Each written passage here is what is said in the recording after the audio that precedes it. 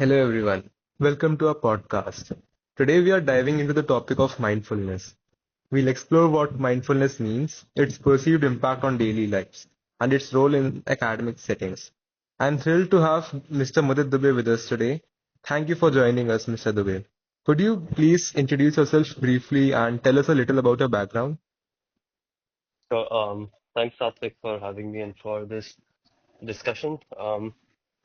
So, I Mhm. am currently working as a desk editor for a digital media company called Newsbite, and Okay. my work mainly focuses on business and tech news.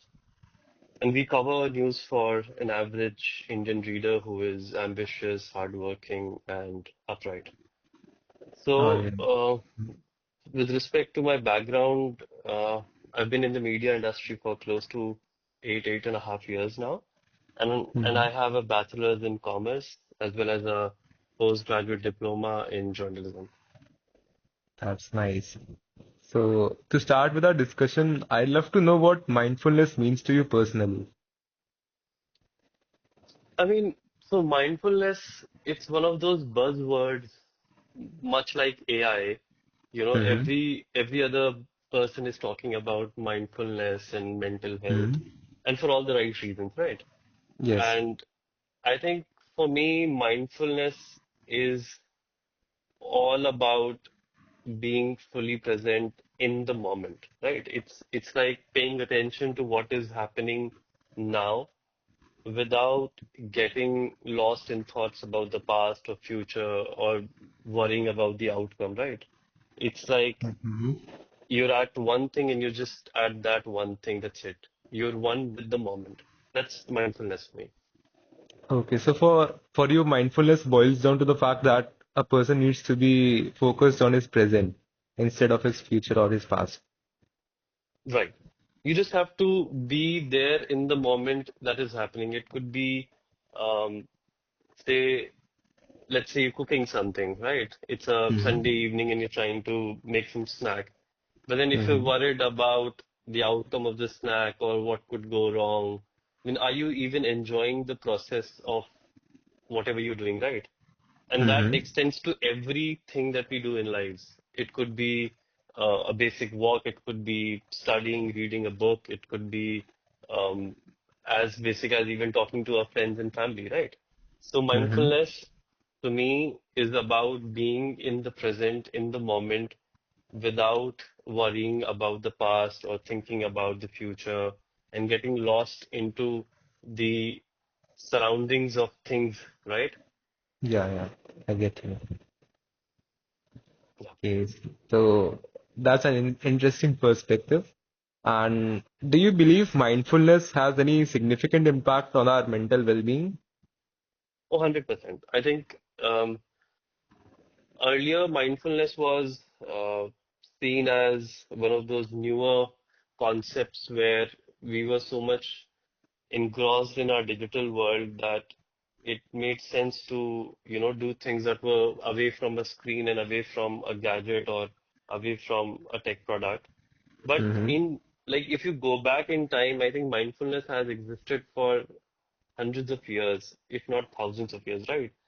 Right. Buddhism explains a lot about mindfulness in its own ways, even Hinduism for that matter.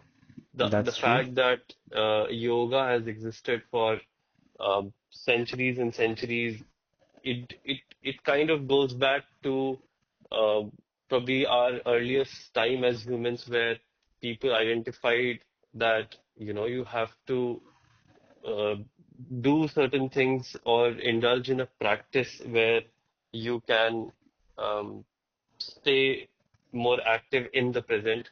Because, like today, I mean, earlier generations were also blessed with an active mind, right? So it was Right. very obvious for people to think, especially when there were fewer reasons and fewer logics at the time. So Hmm. mindfulness has become more relevant today, but it has existed as long as humanity has been. That's right. That's a good point, actually. So, what, according to you, are some common misconceptions about mental well-being that you would like to address? I mean, misconceptions is, I mean, one, I would say, I think everybody thinks it's very hard. That is The true. Mhm. the fact that we need a lot of The gurus or a lot gurus of books to kind of tell us about mindfulness, I think that's a very flawed concept. I think um, the key to mindfulness and being in present is about identifying what works for you, right? That's right. So, so if you indulge, say, if you're just sitting quietly and focusing on your breath, right, which is Hmm. meditation in a defined way, it's part of being mindful, right? If Right. you're eating your food Hmm. and you're focusing on the flavors, the texture, and you're taking time with it, it's mindful eating, which is again part of being mindful, being aware, being conscious of what is going inside you. If you're Hmm. talking to friends and family, if you're aware of what they are saying, if you are receptive to their emotions and words, you being mindful as a listener, right? Yes. If you're going out for a morning walk, if you're out in the evening, if you're listening to, say, the sounds of the birds or just feeling sensations around you, it could be the rustling of the tree leaves, it could be the air, it could be some sights. You're being mindful of your environment, you're indulging in a mindful walk, right? So Hmm. mindfulness is happening or it's there for us in each and every activity that we do in our daily lives when we're more uh, when we realize what that is, right? And when we Hmm. do it in the present without letting our mind wander off into the past or the future, that's Hmm. when you're being truly mindful. So all concepts around mindfulness that it is extremely difficult and that you need a guru to do it, or you cannot do it because you're always in stress, you cannot do it because you cannot go on a walk, all concepts Hmm. that deter you from enjoying a moment are false. Okay. So are you saying that we don't need any concepts and rather we need to focus only on our breath and all the present things that we do? Yeah, so I mean, so when you're doing, say, some yogic exercise, breathing and relaxing, that is one form of mindfulness, which is meditation, right? Right. But then mindfulness also extends to whatever you're doing. It could be, say, as a student, it could be for you attending a lecture, right? Hmm. If you are thinking about some viral internet content and not Hmm. paying attention, you're not being mindful, right? So your Right. reception to whatever is happening in the present is either partial or non-existent, right? Right. And the same mindfulness concept would apply to me when I'm working, reviewing stories and editing stories. If I'm not in the moment, if I'm not reading what is there on my screen, chances are I'm not mindful, right? And that's Hmm. where we make errors, and that's where we uh, get lost and get strayed by different things that come to our heads. Hmm. That is a good point. So, according to you, how can we correct the misconceptions in the society regarding having concepts or having gurus to achieve mindfulness? I think you don't need to bust those concepts because for somebody, uh, maybe a guru or a book can help, maybe a movie can help, maybe a reel can help, Hmm. right? You don't know what that silver bullet might be for somebody, Right. but in general, I don't see the idea of mindfulness requiring a lot of you know breaking down, right? It's a very Hmm. simple concept. It need not be made complex by the introduction of gurus and books and so on and so forth. As long as the person is able to understand the concept of being mindful and mindfulness, what that is, Hmm. the positives of mindfulness, what constitutes being mindful, I think the person themselves is usually smart enough to figure out things and indulge in activities that will lead them to a path of mindfulness. It's a practice. It won't happen on the first day. It won't Hmm. happen on the seventh day. It may not happen on the 30th day, but it's a journey, right? Right. And the longer you go on this journey, the better it is. Hmm. So, have you seen any potential benefits or drawbacks of practicing mindfulness in your recent times? So, I mean, benefits are uh, multiple, right? Right. So, Hmm. let's say, uh, let's say stress and anxiety. Those are, I think, the two terms that a lot of us um, kind of refer Occasionally we to in our use. day-to-day Hmm. conversations, right? Right. And when you indulge in mindfulness, you see, because you're not uh, taken by those thoughts that give you stress or make you feel anxious, right? Hmm. When those thoughts take a back seat, you ultimately see that your stress and anxiety levels go down. So being mindful helps you manage an anxiety, which happens by what? By focusing on the very moment that you're enjoying or doing, right? Right. What are we stressed about? We're mostly stressed about things that we didn't do right in the past, things Hmm. that may go wrong in the future, right? Right. We're always worried about, oh, what will happen if I do this? Maybe this won't work for me. Maybe this is not the right choice for me. Hmm. That thought makes us anxious, stresses us out, and ultimately it pulls us down from probably doing what was required in the moment to do. So when you just focus on the moment and you do what is needed at the time and you enjoy the process, you Hmm. reduce your stress and anxiety. When you reduce stress and anxiety, that has a significant impact on your body, right? You have improved mood, your metabolism is better, you're more self-aware, which leads to being more empathetic, being more kind towards people, right? There's also Right. a sense of um, self-acceptance and compassion for you. You're more forgiving to yourself rather than being critical of your actions and words, right? Right. Then then being mindful also helps you improve focus and concentration, and that happens in a big leap, right? If you're focusing Hmm. on the present moment, your concentration increases. When your concentration increases, you're probably learning things faster, your Hmm. output gets faster, and when all of these things align, you see your sleep quality improves. And if your sleep quality improves, everything the next day gets better. That is very true, actually.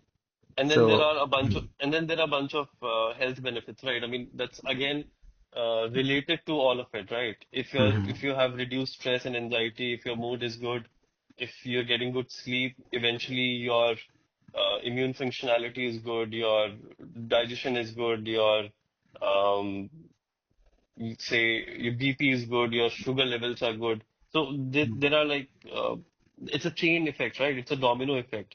It's a ripple effect, basically. Yeah. So, according to you, are there any drawbacks to practicing mindfulness? Like some people claim that practicing mindfulness makes them waste some of their time, which could have been used to perform some productive tasks and stuff.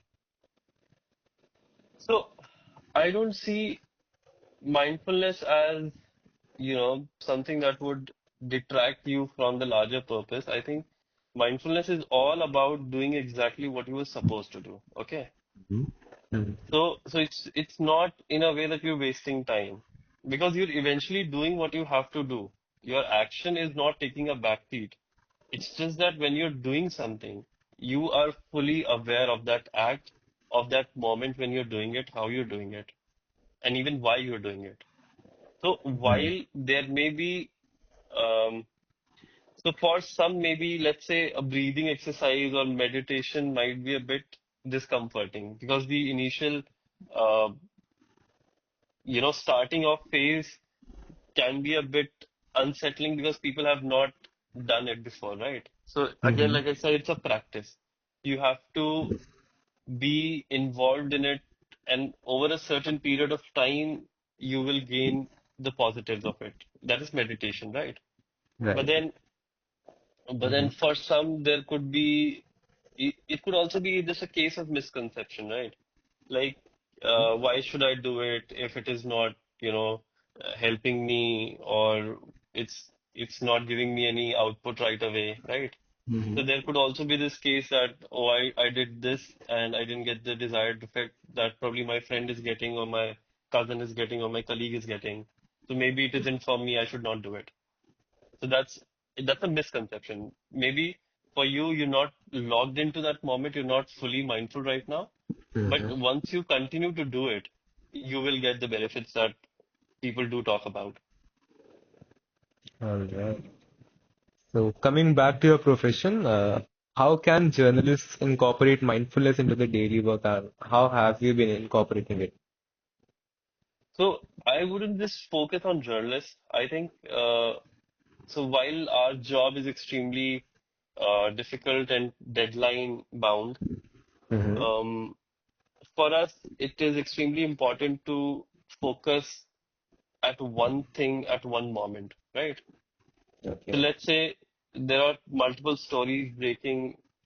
You have to pick what is the most important for your readers, and you just focus on that and do it right. Okay.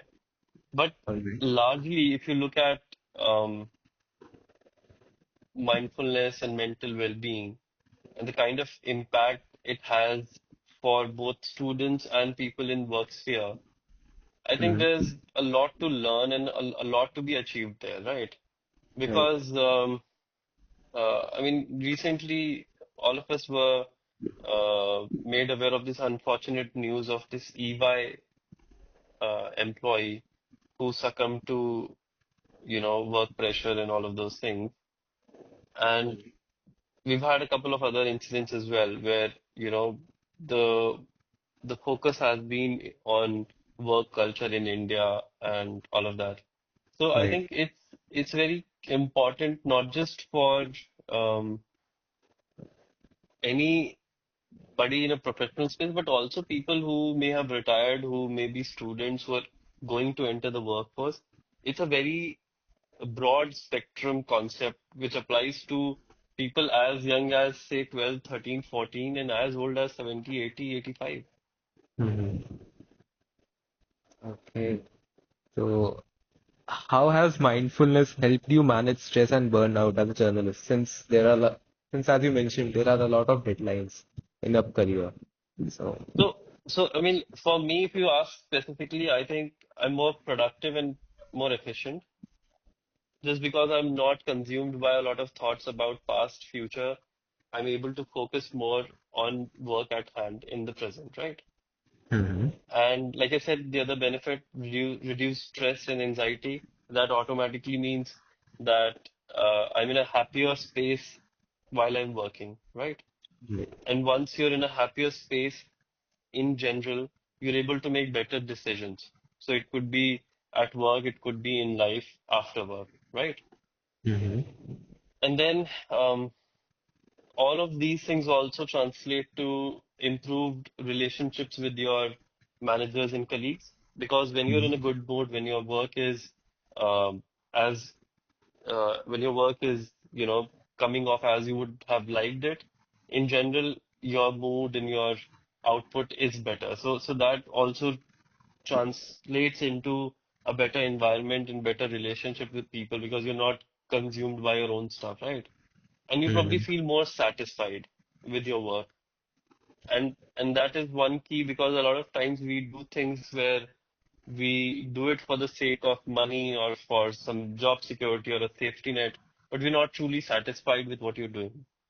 With mindfulness, when you practice it long enough and you keep on doing it in a disciplined way, you tend to be more satisfied with life in general and with work in general. Okay. So is mindfulness directly proportional to satisfaction as a whole? Yes, truly, it is. All right. And one more question regarding journalism. So does mindfulness help journalists maintain objectivity in their reporting and their ability to tell compelling stories? So compelling stories, I mean, that again depends on um, how aware you are of the environment and your circle and what is happening out there. And to be aware, you have to be mindful. If you're Right. not aware, if you're not, uh, you know, compassionate, if you're not um, even, out there in the present, how do you even know what is happening, right? Right. You could be sitting and thinking of a day in the future where you would lead a big team and all of that. and something in the present happened, but you were not aware, you were not mentally here Mm-hmm. to even capture that moment. So you've just lost a good story. It could have been anything, right? Right. I mean, I don't know if you remember this. There was this Instagram reel that went viral about somebody who was recording um, a portion of a bridge was about to fell down, and it was about to come down, and this guy Mm-hmm. was just there recording, and the whole thing was captured on video, and it made for stunning visuals, and it eventually led to, a good news and all of that. But the fact that if somebody was there in the present, only then they were able to do it, right? Right. If they were lost in the past or future, they might be looking at the bridge, but internally they were channeling something else. So they would have 100% missed that story. So for That. journalists, I think it is utmost uh, important to be in the present so that you're able to know what is happening around you, so that you're aware of the surroundings, and so that you're able to perceive and put out stories that may otherwise get missed. Mm-hmm. That is quite right. So, have you ever been taught mindfulness or in any way, like while you were pursuing journalism? So while pursuing journalism, I think we did have the concept of um, just taking a break and relaxing yourself through activities that you like doing, right? Mm-hmm. And so this is back in 2016. So the world mindfulness did not become so mainstream. Like today, it is extremely mainstream. Right. 8 years ago, it was not as mainstream, probably because it existed as a concept within meditative side of things, right? People who were doing yoga or indulging in different forms of yogas were made aware of mindfulness and its benefits. But Mm-hmm. people who were not part of those circles came to know of it through, um, let's say, digital detox. Somebody heard about digital detox and they got to know about mindfulness and how it benefits you and what can be done. For us, back in college, I think we did have some sessions, but it was mostly about focusing on things that you love doing, and so it could be just playing a sport, it could be reading a book, it could be enjoying a song, it could be having an engaging conversation with your friend, and that Mm-hmm. eventually grew into the larger practice of, making everything count from what you're eating to what you're doing to what you're saying. Right. Okay. So, do you think that mindfulness should be integrated into our curriculums, or do you have any other suggestions? I think it should be included in the curriculum. It could, let's say I think, I don't know if we still have the same, subjects being taught at school or not. I passed school in 2008. So, so let's say something like a moral education class that we used to have. I think it's okay Mm-hmm. to give moral education and all, but these concepts can be introduced to kids as young as 6 or 8 or 10, so Mm-hmm. that they can start practicing and thinking about these concepts and applying them in their lives as they grow, right? So Right. even 10, 12-year old kids now are facing a lot of stress, right? Mm-hmm. And the digital world that we live in, where a lot of us seek validation and where social media has turned out to be this one platform giving you all the so quote unquote gyan of the world, it becomes very important that, we take a step back and realize the smaller joys that we get from things we do and we love doing, right? So Mm-hmm. the concept of mindfulness, the idea, the practice can be introduced in schools, probably say starting class fifth or sixth or even eighth if the management believe that's the appropriate age. I'm probably not qualified to comment on that, but I can definitely Mm-hmm. say that it should be part of a curriculum. And maybe students as young as 10, 12 should know how to practice mindfulness.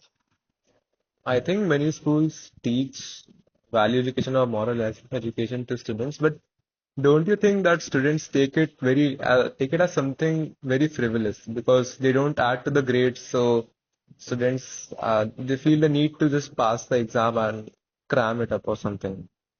Yeah, I mean, education is like that. I mean, education, I think, needs a revamp. Education needs a Mm-hmm. big change. All these, ideas and values and wisdom must be passed on. But I think there has to be a smarter way to do it now. It cannot be the same old boring standard, where you Right. read one book, look at a diagram. I think education needs a tech overhaul, I believe.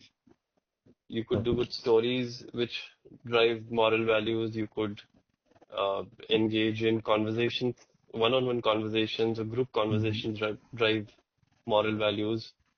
And that is how it becomes more engaging, no? I mean, if I'm just sitting with a book, looking outside the window, what moral values am I learning? You're right, actually. So, do you think that there are barriers that prevent people from practicing mindfulness in general? I mean, of course, there are barriers. Um, so just starting off on not being aware of, the challenges that exist, right? Mm-hmm. So let's say I know I'm stressed, okay? All right. And I know that I have a lot to cope up. Mm. But then I want to be this alpha male that social media a lot of times portrays and projects. You cannot be this guy who is stressed and anxious and worried, right? Everybody will have low moments in their lives, right? Right.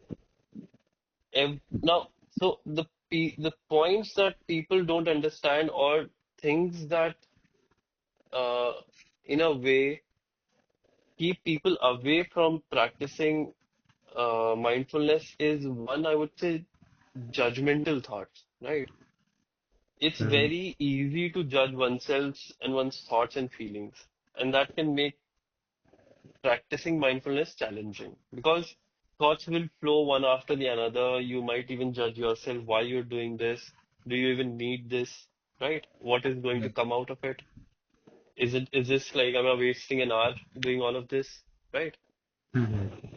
And the idea is once you do it for long enough, only then you will reap the benefits. If you're critical of the process, chances are you may not enjoy the benefits, you may not get the benefits, and that's one, right? Being judgmental of your own Self. activity, of your own indulgence into mindfulness. Then other couple of points that come to my mind is lack of patience because I'm Right. already stressed, because I'm already anxious, chances are that I won't be patient and persistent in the practice of mindfulness, right? So Mm-hmm. it requires me to be patient, to be very aware, and to be in the moment for, Right. for mindfulness to work its own charm, right? So lack Mm-hmm. of patience is another point I would say. And with this distractions, let's say are you can get distracted by your thoughts, you could get distracted by notifications on your phone, right? I mean, let's say I'm doing yoga and my Instagram notification goes on or my WhatsApp notification turns on. Chances are I'll open my eyes and look at my phone. Oh, somebody liked my photo, somebody reacted to my post, somebody dropped me on WhatsApp a message, right? So it's Right. a distraction. Then the distractions are multiple. It can depend on your environment. Like for me, it could be related to work. Maybe a story broke early morning, and it could be a distraction from what I was doing, right? It Mm-hmm. could be a distraction because it's a very fast world, right? So Right. distractions are also a barrier. Then there's also a fear of the unknown in terms of you don't know what you're trying to explore. Right. And that is where Mm-hmm. gurus and books and podcasts like this can come in handy for people who are venturing into the concept of mindfulness because you don't Mm-hmm. know from where to start and what lies ahead, Right. especially when you're consumed by a lot of thoughts, when you're perpetually indulging in what's going to happen next, or you're still carrying the baggage of the past, right? So in Mm-hmm. that case, it becomes extremely difficult to focus on the present, and you're always fearing the unknown. right? Mm-hmm. So these few points come to mind, and then of course it could be just somebody's work, somebody's routine where you don't have time, you don't have friends, family to support the idea of mindfulness. Let's say you want to do it, you've tried doing it, but then your friends are making fun of you. Your family is like, oh, don't do all of this. Go out and play basketball or go out and do some running, right? Mm-hmm. And it could also be probably physical limitation for some people where their health pulls them down. But I'm sure if they talk to their physicians and their doctors, they might be able to practice mindfulness in some ways where it doesn't take a toll on their body and mind. Right. So, should a person cut off all his distractions, or should a person try to ignore the distractions while practicing mindfulness?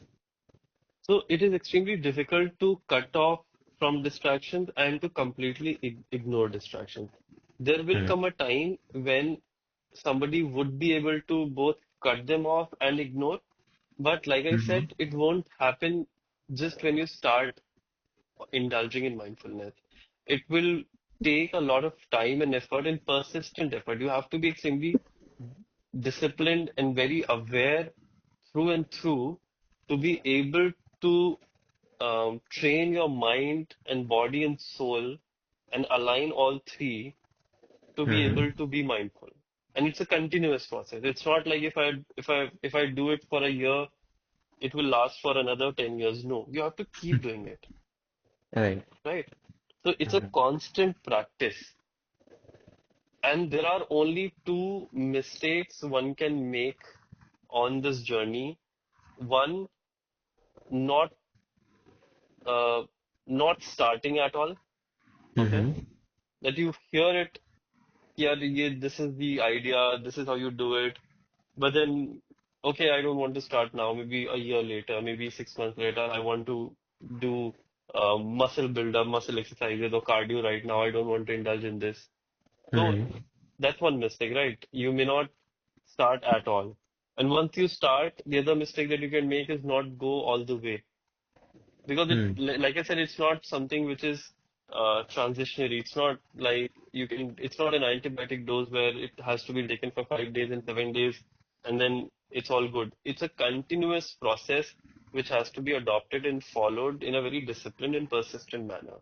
So distractions will come to you when you start on this journey. Mm-hmm. You will gradually learn to cope up with those distractions, right? So let's say a distraction would be, um, let's say my phone is a big distraction. So I'll probably put it on silent, put it in a different room while Mm-hmm. I'm doing meditation, or let's say while I'm eating food, I will not watch some YouTube video. I would rather keep my device away and I would focus on the food on my plate, the flavors that I'm getting, the texture that I'm getting. Maybe I learn about uh, just cooking from my mother, from my maid, from my father about how is this cooked, how is this made. I'll probably have a conversation around food with somebody in a Mm-hmm. meaningful way about that thing rather than focus my mind into another thought, another activity while doing something else. So distractions will come. You will have to learn to navigate through, uh, navigate and then also eventually let them go. Just you have Mm-hmm. to grow smarter to overcome those distractions. All right. And can you recommend any resources or practices for those interested in exploring ways to improve their mental well-being for beginners, for example, beginners? So I think so there are a lot of apps these days that give you guided sessions, right? So you don't Mm-hmm. need to pay a lot of money upfront. You don't need to join a lot of these gurus and centers as such. Uh, Mm-hmm. while while one can probably visit yoga centers in their cities or interact with people online and all of that. I'm not trying to, cut down on somebody's, say, business avenues or occupational ventures. But to start off, I think uh, one must first make themselves aware of the concept Yeah. and and then practice it. you will face challenges. Maybe write down those challenges, discuss those challenges with people you know have been practicing it for longer than you have been, so they will share their experiences. And all of this can happen over a forum. It can happen with a guru. It can happen with uh, a yoga practitioner or some mindfulness guru, or through an app, right? There are so many apps that bring these features now. I think Right. Apple has a couple of features. Even Android has one feature. Then there are some dedicated apps that help you with the guided breathing sessions, Hmm. guided yoga sessions. And so all of these are small activities that you can do in a day to become mindful, right? Right. So, have you seen any noticeable changes in people who practice mindfulness in your near vicinity? Yeah, one, I've seen a lot of changes in myself, right? Mm-hmm. And since you mentioned somebody other, I was speaking to my best friend. He lives in a different country now, but we've known each other for 20 odd years. And Mm-hmm. he has been practicing yoga and mindfulness for a little over a year now, and I have noticed tremendous changes with respect to his behavior at large. Mm-hmm. Earlier, I remember he was somebody who would have a very low tolerance towards something that was not of interest to him, right? Yeah. Let's say if you're talking about something, if you're sharing an experience which is not of interest to the person, they may not listen to you, they may not engage in the conversation. But Mm-hmm. because you're so mindful that you're just trying to let the moment pass very by being in that moment, right? So you're more aware, you listen more, you absorb more, you react less, you show more patience, and and that's how your relationship also improves because you're more accommodating and welcoming, right? So there are a bunch of behavioral changes that I've seen in my friend, and I see in others also. uh, Mm-hmm. the second changes would be emotional, which is also related to behavior, because you are aware and because you are seeing reduced levels of stress and anxiety, you in general have improved mood, better sense of awareness, and more confident and self-aware, right? So there Mm-hmm. are the emotional changes apart from behavioral. And if you combine both, you see a lot of cognitive changes, like your concentration improves, your focus improves, your Right. creativity would improve, Mm-hmm. and and then physical changes would be if you're doing it for long enough. Uh, like I said, your metabolism improves, so your blood sugar levels are better, your blood pressure improves, your digestion improves, your sleep quality improves. So there's just a bunch of changes that we see in others once they do it for long enough. Hmm. So, how do you stay motivated to continue your preferred mental well-being practices, especially on challenging days where you feel low, pretty low? Yeah, that's a good question. I think so. It cannot be, that once you indulge in this practice of mindfulness, you will be just that very perfect guy who's doing it 365 days a year. It won't happen like that, right?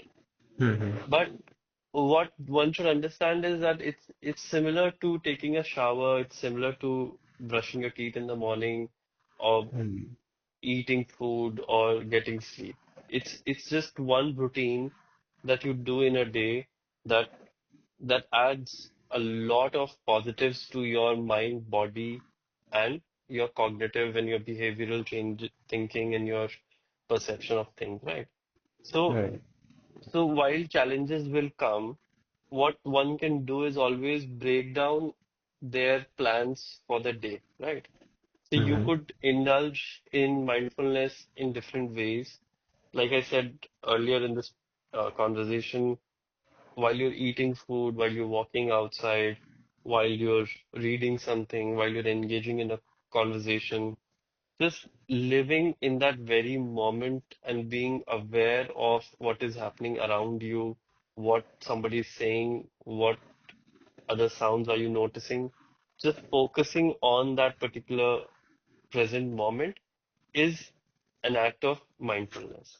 So you don't need to take out an hour from your routine to follow mindfulness in a way, right? You can do it Mhm. in the activities that you do throughout the day.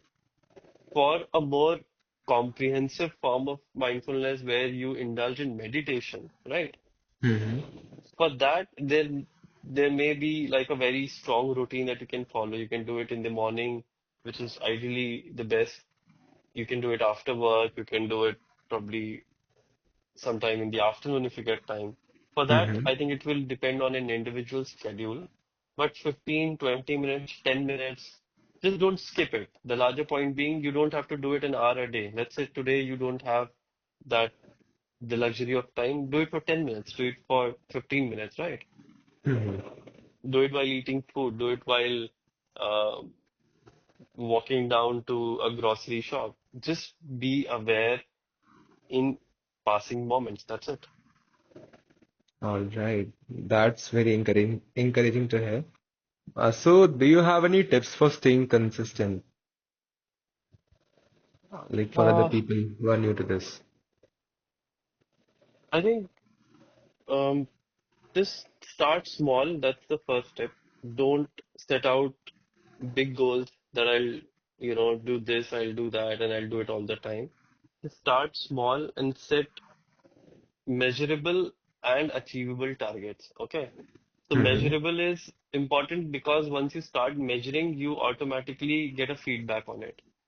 Right. So start small. Let's say if you're doing yoga or meditation, do it for 15 minutes, do it for 30 minutes, depending on the time you have. If you're Mhm. eating food, going out for a walk, talking to people, don't get bogged down by multiple thoughts. Be at ease, listen to people, enjoy your food, look at the flavors, as in feel the flavors, taste the flavors, enjoy the texture, have conversations around food, Mhm. have conversations around, you know, things that you're doing in an activity that you're indulging in. That's the best way to stay in the moment, and that staying in the moment is a form of Mhm. mindfulness, right? Then, Mhm. before going to sleep, you can use one of the apps for a guided session on breathing, right? It could be Mhm. 5 minutes, 10 minutes, 15 minutes, depending on the time you have. And again, these apps will give you some reminders to come back again, right? Let's say you Mhm. do it today, you can always maintain this streak. I mean, I was a former smoker, and when I quit smoking, I always tracked each day when I was not smoking, right? Mhm. So, so you can track through an app. Okay, I've done this breathing session yesterday. I'll do it today. I'll do it the next day. It's like maintaining a streak on Snap, but for a positive thing, right? Mhm. So your streak can go on for 300 days, 500 days, 600 days, All right. and then it becomes an intrinsic part of your life. All right. And what to do if a person relapses and misses this Sorry, streak? What to do if a sorry. person relapses and misses this streak? I mean, just start again. I mean, it's okay, no? I mean, it's okay for streaks to end. It's okay for um, your days to not go the same way, all the time. So there may Mhm. be some stress triggers, there may be uh, lack of motivation, there may be some changes in routine, some health issues, you may fall sick for 5, 7 days. So Mhm. these breaks will happen, right? But the idea is to just start again. And to just keep on going. Yeah, I mean that's what. I mean there are Hmm. just the two mistakes that one can do is not start and then not go all the way. All right. So with this, we come to the end of our session.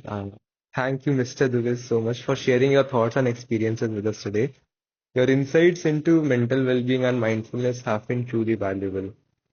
And to our listeners, remember that taking care of your mental health is a sign of strength. So stay tuned for more episodes. And would you like to add anything further, Mr. Dubey? No, I think whatever you've summed up is brilliant. Just know that you're not alone. Just know that you're not battling whatever you're battling alone. It's always good to talk to people. It's always good to open up to people. It's Mhm. always good to be a listener someday and just be, have somebody's back one day. Somebody will have your back one day, and just Mm-hmm. keep doing good things for whoever needs help. And yeah, just stay active, stay mindful of your surroundings, of your activities, rather than being consumed in what has gone back in the past and what lies ahead in the future. All right. So thank you so much once again, Mr. Dubey, for your lovely session and your encouraging words. No, thank you. Thank you for having me. It was wonderful to share, and I hope this helps somebody. We hope to. So yeah, thank you once again. Yep. Okay.